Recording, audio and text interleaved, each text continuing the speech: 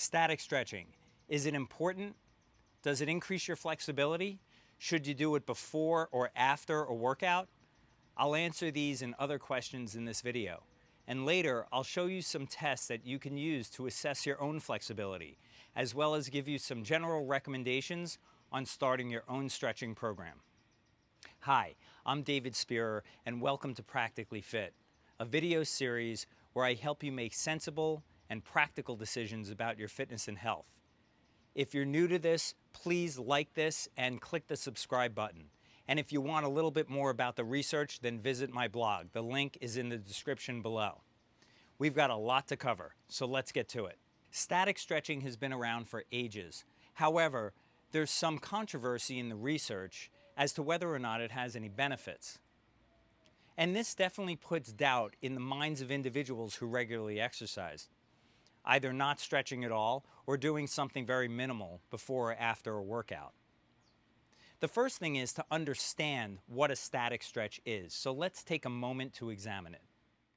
During a static stretch, a muscle is elongated or lengthened to its furthest point. The stretch or lengthening phase is held for a period of time, usually 30 seconds, hence the name static, referring to no movement. During the stretch, the muscle is pulled from one end to the other. Inside the muscle, this pull separates tens of thousands of small microscopic structures called sarcomeres. It is important to note that not all of the sarcomeres lengthen. There are some that remain unstretched as a protective mechanism. Two other neurological mechanisms are at work when one stretches. The first is the muscle spindle located in the muscle, which protects against overstretch. Too much of a stretch and the spindle is activated, like shown here where a load is added to a person's hand. The activation of the muscle spindle results in muscle shortening, protecting against overstretch. The second is the Golgi tendon organ, or GTO, which also protects against overstretch, but is activated during sudden and extreme stretch of a muscle. In this case, the GTO overrides the active contraction brought on by the muscle spindle, resulting in muscle relaxation and contraction of the opposite muscle being stretched, allowing lengthening to take place. Please visit the blog to learn more about these neural mechanisms and how they play a role in the static stretch. Static stretches can be performed in a standing posture or sitting posture, and there are several types of stretches that can be done for each muscle group. The key is to do it with the proper posture and form, and to do it slowly. Let's take a look at a hamstring stretch as an example. In a standing position, kick one leg out with the heel down and toe up. Place your hands on your hips or on the non-stretching leg. Don't place your hands on the knee of the stretching leg, as that may cause hyperextension. With the hands on the hips, hinge forward from the hips, driving the chest to the floor. Be careful not to round your back as you move your hands closer to your foot, as this will cause a stretch in the back and not in the hamstring. Make sure your posture is proper. You're keeping your back straight as you move forward. If you need more balance, you can use a pole or something sturdy. In a seated position, the same principle applies. Lean forward from the hips. Place the hand on the non-stretching leg and not on the knee of the stretching leg. Let's take a look from the side.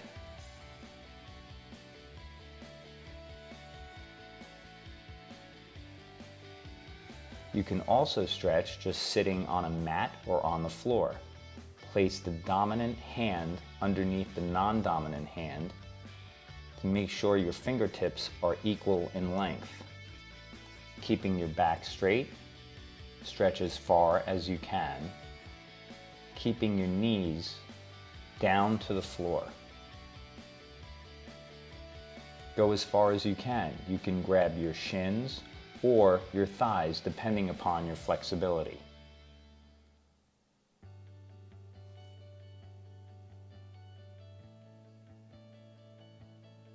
Try to make sure that you're not rounding your back, but rather hinging from your hips to feel the stretch in the upper part of the leg in the rear.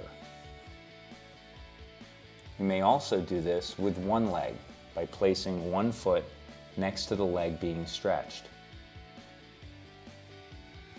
Set your hands up the same way, keeping your back straight, and hinge from your hips. Don't round your back.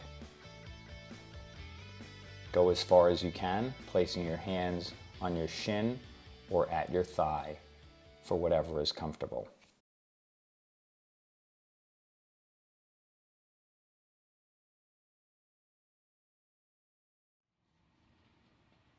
Stretches like the ones I just went over can be aided with minimal equipment. A stretching rope or a towel will work fine, or even your basic jump rope. Well, looks like there's a lot of ways to stretch. What am I doing with this marker?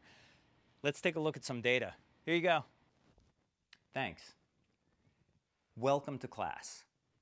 So there's a lot of confusion when it comes to research on static stretching. Why don't we dive in and look at some general recommendations?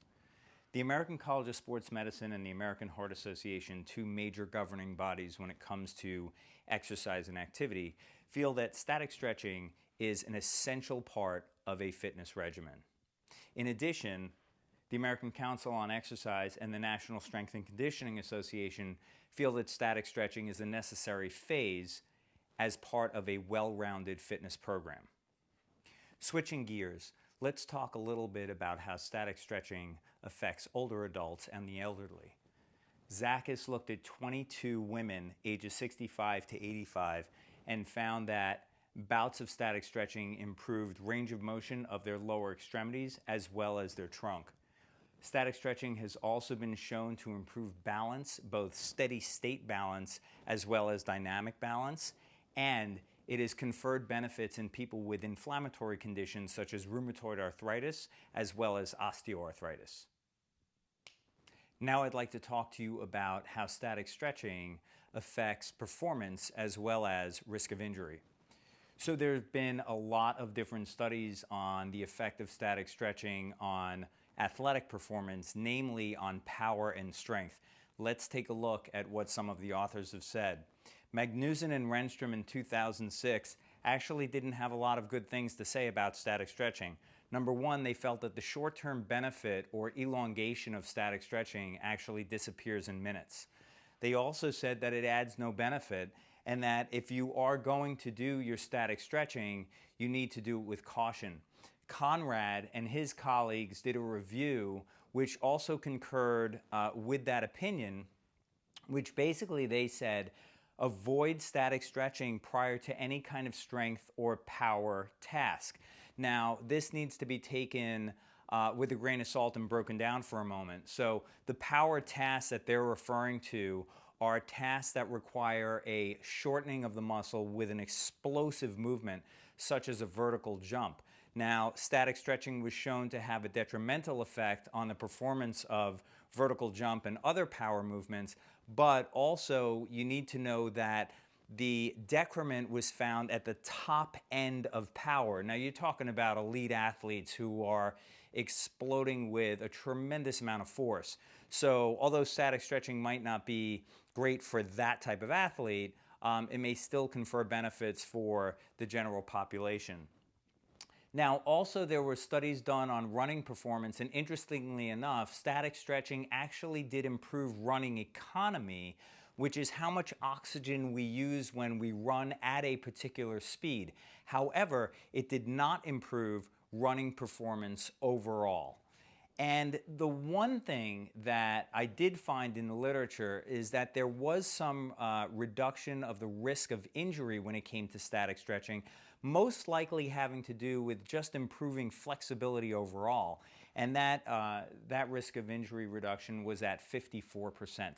So there definitely is some benefit to doing static stretching in that athletic population, and especially if that athletic population is not at the most elite level and also not doing exercises that involve strength or power.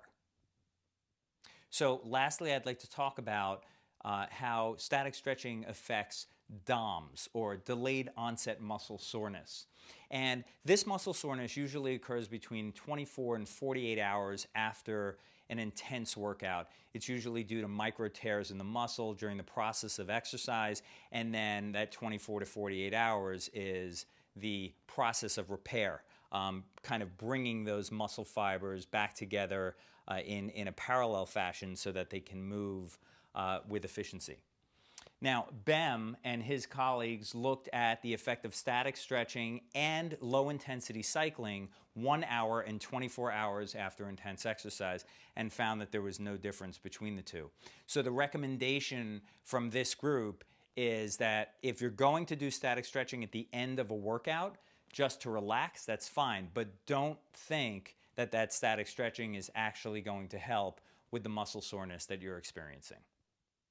So the research is somewhat confusing. Some people say static stretching actually confers benefits, and some people say it's detrimental in terms of strength and power and also just overall performance. The key is in timing. Alfonso and his colleagues actually looked at the timing of a static stretch to see, is there a specific time frame that one should be stretching in order to get the most benefit. And it seems that the magic number is less than 60 seconds. Stretching more than 60 seconds seems to activate the neural properties of the muscle spindle and the Golgi tendon organ, not allowing for the elongation or the optimal stretch of the muscle, whereas less than 60 seconds does not turn those on.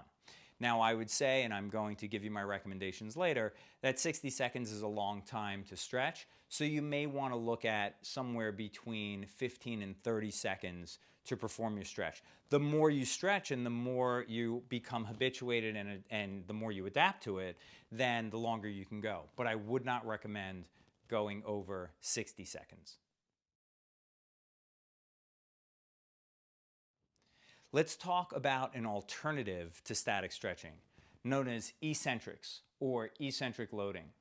This is a way to lengthen and strengthen at the same time.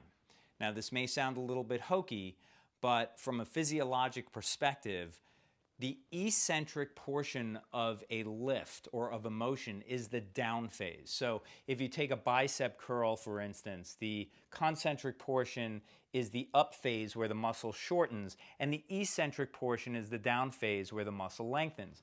If you do the eccentric portion slow enough with a weight or with a little bit of resistance, then you are generating force in the muscle while the muscle is lengthening. This has been shown to be very advantageous, especially in terms of increasing muscle flexibility and range of motion. Nelson and his colleagues looked at high school and college athletes, specifically looking at hamstring flexibility, and found that eccentric loading improved hamstring flexibility over and above that of static stretching alone. Also, a 2012 review on 6 different studies looking at eccentric loading and its effect on flexibility actually found that there was an increased range of motion in all of the joints they tested, namely in the ankle, also in the hamstring, in the hip, as well as in the quadricep. So eccentric loading, as I showed earlier in the video, can be really advantageous to you if static stretching is not something you want to do. Now, you can do your eccentric loading possibly before your exercise. You could do it in combination with some warm-up or calisthenic activities that raise your heart rate, and you can do it after the activity is completed. So eccentric loading, as I showed you, is a great way to improve your range of motion and flexibility. If what you're after is increased flexibility and mobility, maybe fluidity and movement, and also an increase in balance, then it looks like static stretching will get you there, especially if you're an older adult. But if you're an athlete and you're looking to improve your performance, then I would proceed with caution. Taking into account the vast amount of data on this topic, if you want to do static stretching before your workout, then you should do it in combination with a dynamic movement or cardiovascular activity to warm up the muscles and prepare them for exercise. If you're using static stretching post-workout just to relax and as part of a cool-down phase, then that's fine, but understand that the data does not support the claim that this kind of stretching aids in recovery or that it reduces muscle soreness.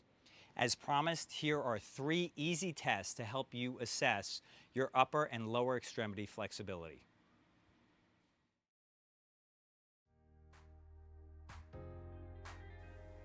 Start by holding a stick or a towel with palms face down. Raise your arms above your head and toward your back. If it's easier, separate your hands and repeat the sequence. Using a tape measure, measure the minimal distance between your hands as you move toward your back. Stand with your back against the wall, back straight. Reach down to one side, using a tape measure to measure the starting point and ending point of your middle finger. Place a tape measure so that your heels are at 15 inches. Keeping your back straight, reach as far as you can toward your toes. You can perform this with a box, placing the tape measure so that the starting point is 1 inch. Use this guide to determine how well you compare to people your age.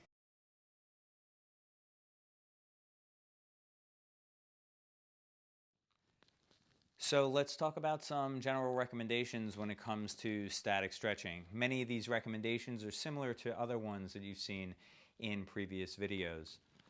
The first is consult your healthcare provider, exercise professional, someone you trust who knows a lot about this before you embark on it. Just make sure that you're physically fit enough to take it on and that you're also in the right frame of mind to do it. Second is to test. Earlier in the video, I showed you some tests, so test your flexibility, see where you're at, see what your baseline is before you start to embark on a program. The third is move slow. This goes for any type of stretching, unless it's dynamic, but for any kind of static stretching, and also specifically the eccentric loading, you need to move slow in order to get the benefit. And moving slow also will allow you to stay in the proper form, which is extremely important because then you're bending from the right angle, you're using the right joint. There are various things that you're using correctly when you use the proper posture and right form, and the only way to really do that, especially with static stretching or with eccentric loading, is to go slowly.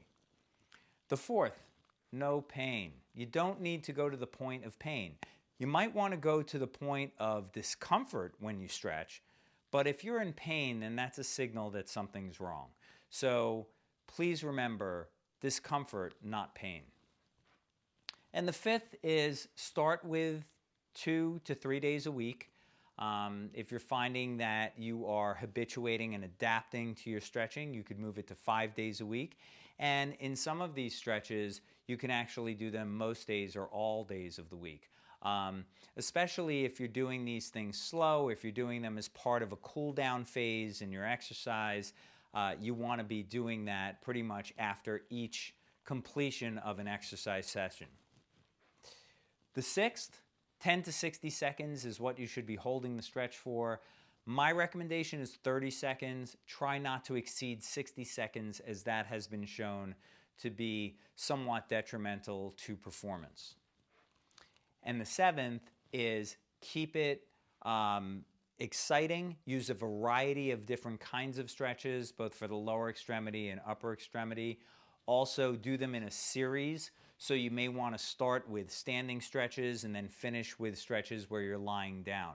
That might be a nice routine to create. I've left some links in the description of this video with some websites that have some excellent stretches that you can do with pictures and also descriptions as well. So those are my general recommendations for static stretching.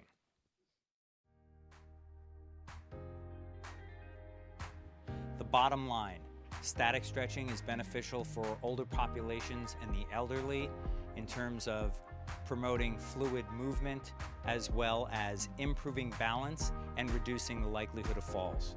For active individuals, static stretching before exercise should be combined with other warm-up activities and should not exceed more than 60 seconds. Static stretching can also be used as part of a cool-down phase to help an individual relax after an intense workout. However, it should not be done with decreasing muscle soreness or promoting recovery in mind. And for those elite athletes out there, be careful using static stretching before doing any kind of strength or power movements, as that may be detrimental to your performance. That's all, folks. Please visit my blog if you want to read more about the research and see my source list. I've also listed 6 different static stretching exercises that you can do to start your own program, with detailed descriptions and pictures. And I've listed some eccentric loading exercises that you can use as an alternative. Thanks so much for watching, and please like this video and click the subscribe button, and please send me any comments. Keep sending those topics that you want to see me cover in the future. I'm going to get to stretching. Thanks for watching Practically Fit. We'll see you next time.